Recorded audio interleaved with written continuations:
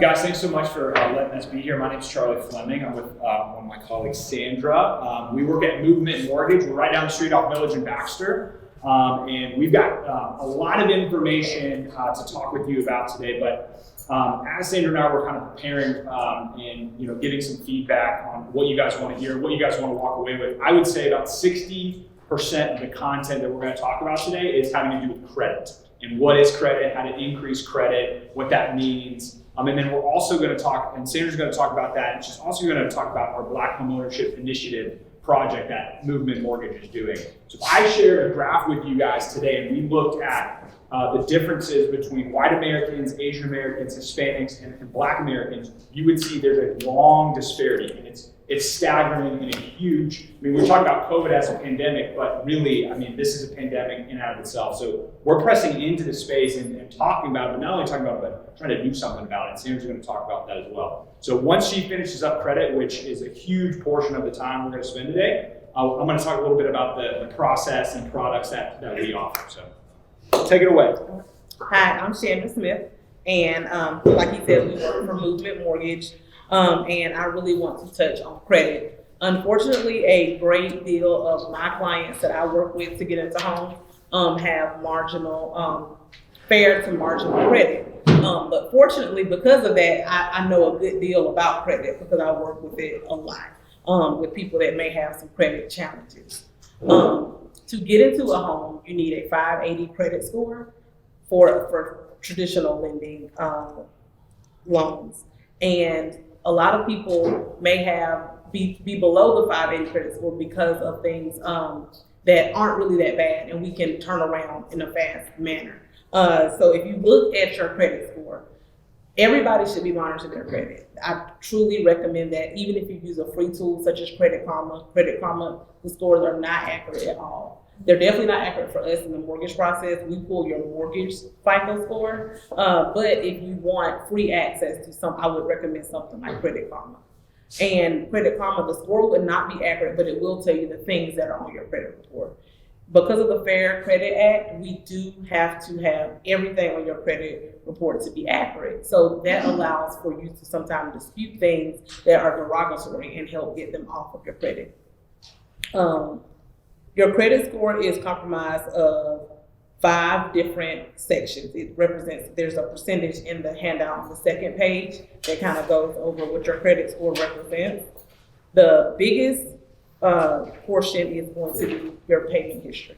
Payment history is very, very important. You can have these other 4 things, and if you miss a payment, it's going to greatly reduce your credit score. So payment history, what does that mean? It means the bills that report to your credit report, that you make sure you pay those on time. So your car payments, your loans, your credit cards, all of those, make sure that you pay those within the month that they're due. Because one late payment can be detrimental to your credit score.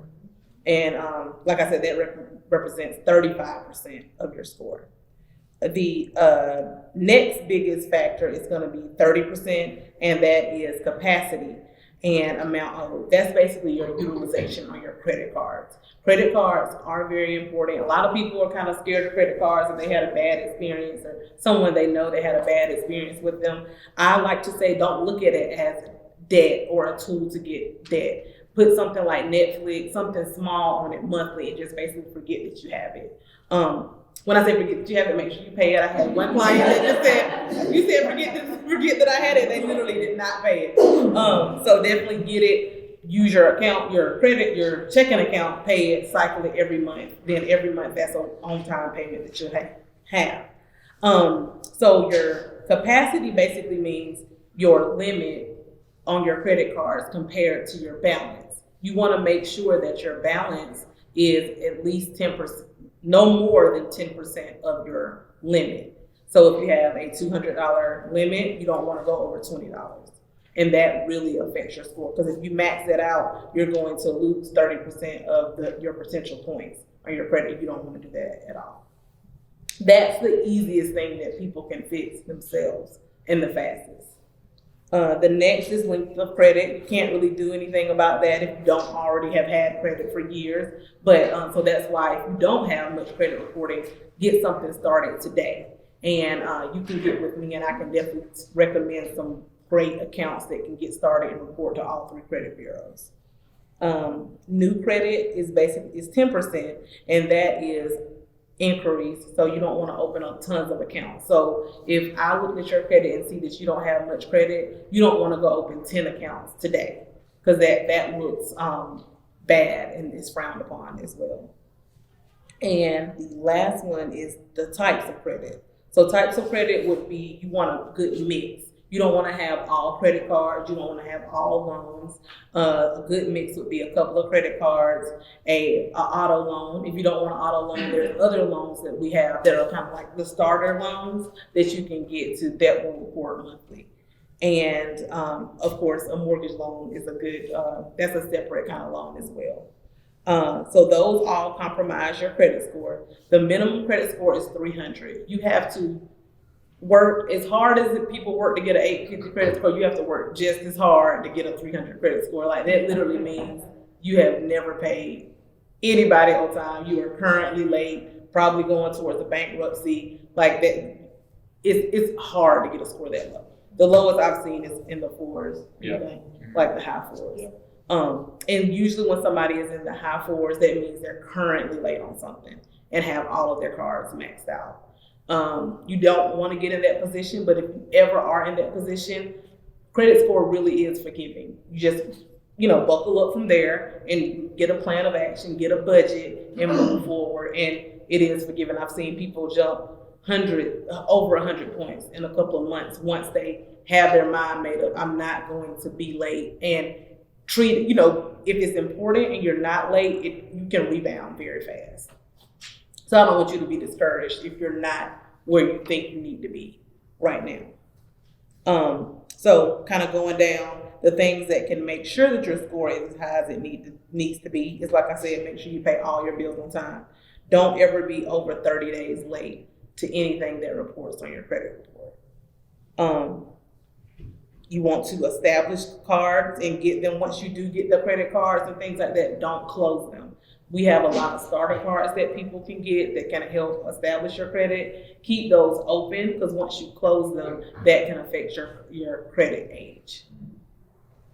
And like I said, don't apply for a lot of things. What happens sometimes when people's scores start increasing, you get happy. I mean, if you've been denied before, nobody likes to get denied for anything, especially something they want. So once that happens, you start getting the pre-approval letters in the mail. So I had one guy had a Lane Bryant card. What you doing with a Lane Bryant card? You don't even but he's just like, he some kind of way he got on that list, and he had a Lane Bryant card just because. So just like actively don't apply for things that you don't need or things that you don't need to help build your credit. As far as the outstanding debt that you do have, make sure that it's not maxed out. And when I say the credit score is forgiving, there are emergencies and things that arise. So don't beat yourself up if there's something that happens this month and your balance does go a little higher. Just make sure within the next month you pay it down, because the credit card, the capacity, that one is forgiving and it rolls over month to month. So this month, if your balance is a little high, you pay it down. Next month, your score will rebound. So don't get discouraged if it goes up and down. The next page kind of goes over the different tiers of your credit. And like I said, 300 to 400, you're actively not paying things on time. Your credit cards, if you have any, are maxed out. A lot of times people in that tier also don't have much credit too. People sometimes, like I said, are afraid of credit cards for whatever reason, but if you use them responsibly, credit cards can help your score a lot. Sometimes people come to me in the high 500s, and so they're on the borderline of being able to qualify. And what happens is they don't have a credit card. They get a credit card. As soon as that credit card reports, if you don't have a credit card at all, you can gain 30 or 40 points as soon as it reports. These tiers of your credit score can affect tons of things, not just buying a house. They affect if you need a deposit, if you are getting utilities, your insurance rates are based on your credit score. Lots and lots of things are based on your credit score. So even if you're not actively trying to buy a house, a car, those type of things, it's very important that you try to get your score as high as you can get it. And these are the different tiers, and basically break down if you have a score over 800, I do want to touch on this. If you're actually reading the information on there, it says with a credit score in this range, no lender will ever disapprove your loan application. That is definitely not 100% accurate, especially when it comes to the housing market. And Charlie will touch a little more on this. We look at your debt to income ratio. So you can have perfect credit and maybe not qualify if you have a lot of debt. And also you can have a lot of income, and if you have really bad credit, you may not qualify. So it's kind of a happy medium that we have to look at for the housing process. But if you were going to buy a car, that would be the case. Like if you go and buy a car with an 800 credit score, they're not going to they don't really care about your income. You can just sign and go. And when you hear people say, I had to show pay stubs, bank statements, all that, that's because they want to make sure, because your score is lower, so they want to make sure you have the capacity. So that's basically your credit score in a nutshell. And how it pertains to purchasing a house is we have to have the 580 credit score, like I said.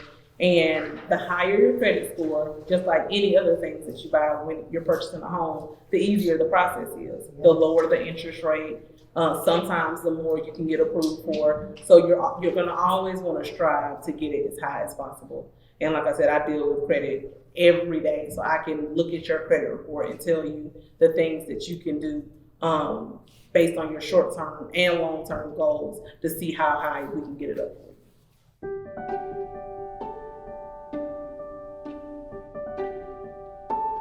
It depends on what's on your credit, exactly. So I could take a look at it and tell you it depends on what the balances are on those cards that you have, that you're an authorized user. You'll definitely get points do you have your own credit card?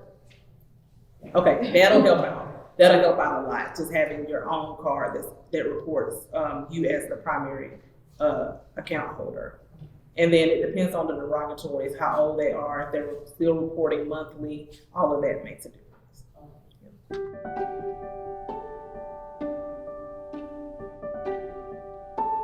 I use my Fico. You do have to pay for that. I think it's $24 a month, but you can check your Experian every day, and I check mine every day. That's just me. And then you can check the other two monthly. So I definitely recommend that. But if you want something free, like I said, Credit Karma, the score is not accurate at all. So I don't want them to pull it and think they have a 700 score and then go out to buy a car and it's 600. But it definitely will tell you the things that are on there. So if there's something that's on there that's inaccurate, they would know. But if they want a more accurate score, my FICO has all of the scores. It has your auto scores, your mortgage scores, and the mortgage scores on there are accurate, but you have to pay for it. Okay, thank you.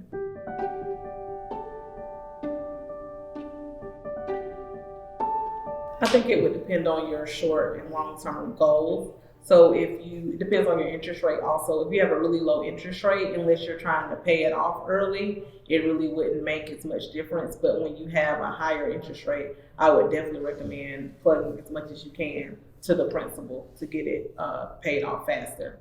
When it comes to a car, I would recommend just looking at, you can put your terms into what you call an amortization schedule, and it'll tell you how much just paying a little bit extra, what it would do to pay the car off fast. So it would depend. I wouldn't necessarily, unless it's just your personal goal, if the interest rate is low, I would not recommend just putting the money towards it. I would put it towards savings, especially in the climate that we're in now.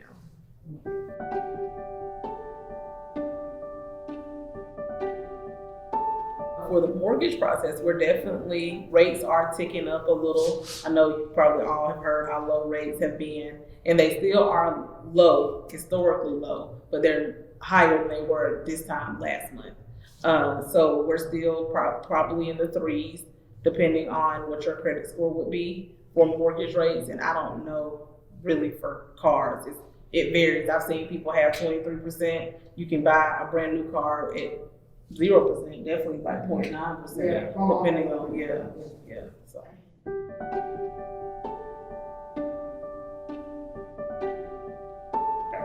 two most important qualification factors in buying a home, when us lenders and people who underwrite to federal guidelines, right? Like Fannie, I don't know if you've heard of Fannie Mae, Freddie Mac, FHA, the Federal Housing Administration. They care really about two things: credit score, which we just touched on, and then debt to income ratio.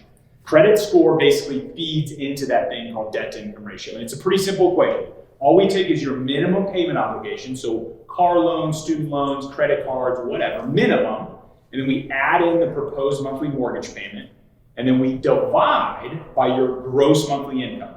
We don't care how much you bring in net, but we look at gross. Now, and you've heard Sandra say a lot, it depends, right? It depends on credit score because it's very subjective. So most lenders want that ratio below 45%, and that's for a conventional loan, 45%. Now, in most cases, they'll go up to 50%, and FHA, get this, guys, 57%.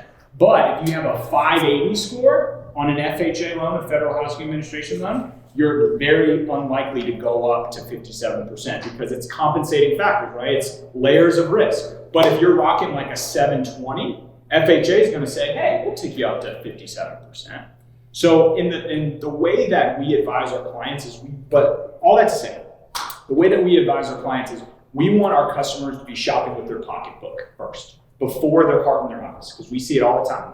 Customers drive around, they see a sign on the thing, they say, call Joe P. They call Joe P, and first thing Joe says is, hey, are you pre-approved? You got a letter? And then it's emotional. It's like, oh my gosh, the granite countertops, the fenced-in backyard, like this is amazing. And then they're rushing, and we're not planning. So what you guys are doing, you guys are getting a step ahead, is you guys are kind of like checking out the pocketbook. And then instead of, because we don't do this, I don't do this, most lenders and online lenders or whatever, they say, what are you qualified for? How much is the most I can get?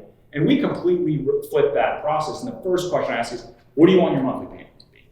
What do you want your monthly payment to be? And so then, because you might be watching a very large home and you say, Charlie, I don't want to go above $700 a month. Like that's my goal. It's way too much, or $1,000. And I say, okay, hey, in order to be at $700 to $1,000, this is the purchase price. And then I feed that information to Joe, and then Joe gets with you, and then he'll talk a little more about that process. But the first step in this roadmap, and we don't have time to get into this because it's very deep here, but the first step is to get pre-approved. And for us, it's 100% free. We don't charge consultation. We'll sit down with you, we'll consult you, we'll pull your credit, we will go over everything. And that way you get your ducks in a row, and then you understand how your pocketbook is, right? And so the two loan programs, and I kind of touched on this, is conventional and FHA. They're like the cheese pizza and the pepperoni pizzas, right? They're the most common. It's the most, the most common out there. So the main difference is, and I know I want to give Joe enough time here, but conventional is a minimum usually of 3% down, 3%. So if you're looking at a $200,000 house, you need $6,000 in the bank. FHA though is for folks with a little less credit down to that 580 mark, but they want 3.5% of skin in the game, right? So that's FHA, Federal Housing Administration. Now, there is a program out there that's really awesome. It's called USDA, United States Department of Agriculture. That's 100% financing. Great loan. But however, if you want to have boots on the ground in Athens, Clark County, you can't do a USDA loan. You got to go out to Barrow, Oconee, Jackson, because it's geographically limited. And it's also income-based too. So if you got grandma living in the basement and you got a son working at Kroger or whatever, we have to count all that household income, and so you still need to qualify on those terms. And also another one is a VA loan. So if you're a veteran, it's another awesome program for veterans, 100% financing. Very, very strong loan. We do a lot of veterans loans in our branch. And those are basically the most common loan process or the loan programs that we offer. So, but the main thing I hope that you guys take away is just layers of risk, right? And so that's why we touch on credit a lot, is because the more likely that you are higher on your credit score is higher, the less that we will require from you, right? Because if you're at a 580, the FHA and the government's getting smart. They're saying, hey, if you have a 580 score, we're going to want money in the bank after everything's said and done. We call it reserves. But if you're rocking a 780 or even a 720 or 680, the FHA is not going to require any money left over. So the higher your credit score is, the better it's going to be all around, right? And two, we're an optimistic bunch, man. The cool thing is about credit score, you can work on it. You can fix it. You can do it. But you got to have that brain shift of like, I'm not going to be late. I'm going to clear up my medical collections. I'm going to pay down the credit. Last thing I'll say, a lot of people are getting stimulus checks, we're getting refunds of taxes, and here's what I'm advising my clients to do. Put it in your savings account. Put it in there and do not touch it. Because here's how you break the cycle of the credit card debt, right? And I'm shouting this from the rooftops. A lot of people will take that $1,300 plus the $600 they get for the tax refund. They have $2,000. Holy smokes, let's do this thing, right? We get really excited. A lot of people just go out and pay down their credit card, right? They pay it down because it feels good, the debt's hanging over their head, but then they just get right back into the cycle, right? They get right back into that vicious credit card. And those guys are sharks in suits. And Sandra will tell you, they do not care about you, those credit card companies, right? So I advise people, put that money in savings and then attack the debt, attack. And then when you have your tire pops and you need to go to the thing or you need to get your oil change and it's like $600 and you're like, oh my gosh, instead of going back to the credit card, you say, hey, I got $2,000 in savings, right? And then and stay away from it.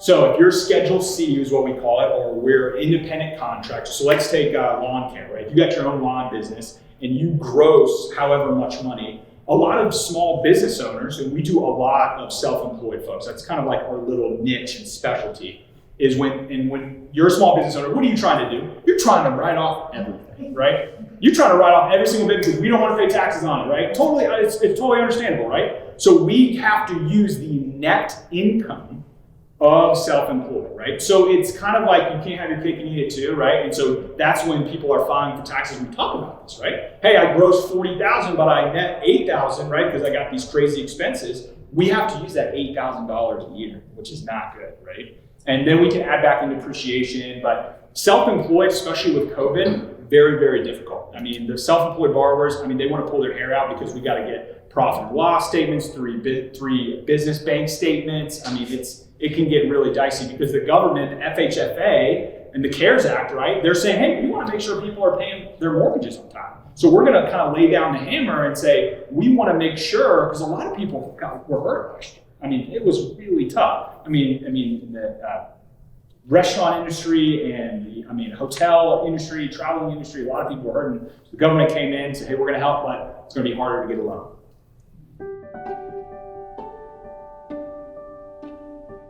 Again, I hate to keep saying it depends, but it does depend. So once it gets on your credit report, it does hold your score down. It does not stop you from buying a house, especially medical. Any collections don't necessarily stop you. All of our loan programs you can purchase with active collections on your credit report. We have to deal with them certain ways depending on the loan program. But all of the loan programs, medical is fine.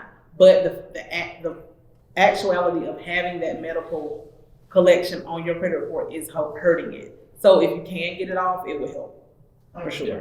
So that's the kind of yes and no. You're allowed to dispute anything off your credit report. It has to be, everything on your credit report has to be 100% accurate. Right. So if you find any kind of inaccuracy, you can dispute it. Sometimes they'll update the inaccuracy or sometimes they'll delete it.